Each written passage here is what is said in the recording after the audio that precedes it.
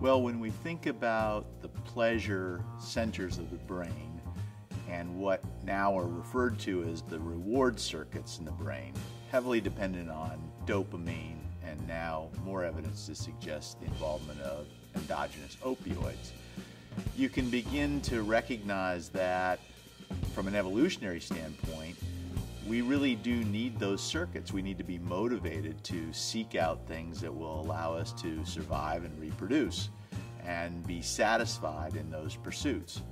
At the same time, we also need a mechanism by which to avoid pain and potentially dangerous or injurious situations. And as we've looked at these two different aspects of our functioning that ensure our survival, we see that the same areas of the brain are active, not necessarily at the same time.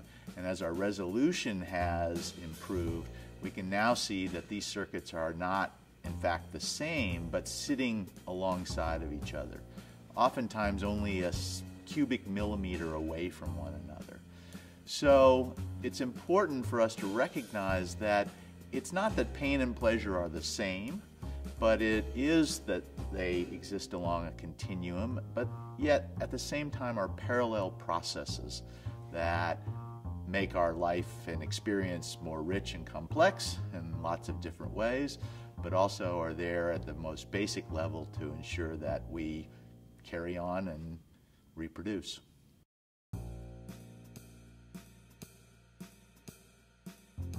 Well, so the brain is wonderfully efficient and uses a small selection of chemicals to do a number of different things. We talk about dopamine as the pleasure neurotransmitter or the reward circuit maker. Really, dopamine has more to do with wanting something or craving something, seeing it as something worth pursuing. So it has more of an aspect of motivation attached to it. Whereas the endogenous opioids really have not only to do with our own internal analgesia function, but also that aspect of liking something, the likability of a particular activity or substance. And you can see how you need both of those things. You need to want something, and then after you experience it, you need to like it.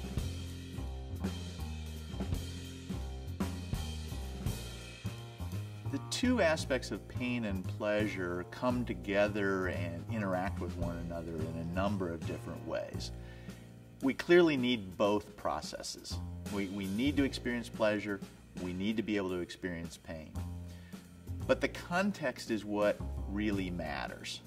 And now you can begin to think about how a painful situation can change in the organism's mind from something that is causing suffering to something that might be very exciting or even pleasurable, depending on what is going on. And you can think of a number of risky or painful situations, some rather mundane, some not so, but at their conclusion, the person has a sense of enjoyment or accomplishment or satisfaction, having overcome a challenge or made it through a situation that was difficult. So that aspect of the relief of pain is contributing to a sense of pleasure.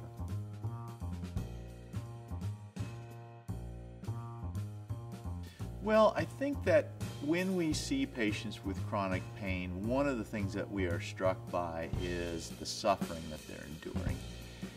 And one of the hardest things to help patients do is to regain function in the face of that suffering. Part of what you hear patients describe is a loss of pleasure, that their day-to-day existence really isn't filled with much that is enjoyable, pleasurable, or even satisfying. And that may be, in fact, because these circuits are turned off or inhibited because of pain or the presence of major depression.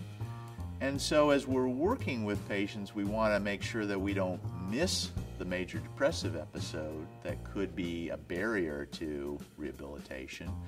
But also we want to be thinking about how to re-inject activities that will hopefully be enjoyable or may be able to jumpstart some of these pathways, because there is evidence that you can reverse these changes that occur over time in the brains of patients with chronic pain and normalize those circuits again.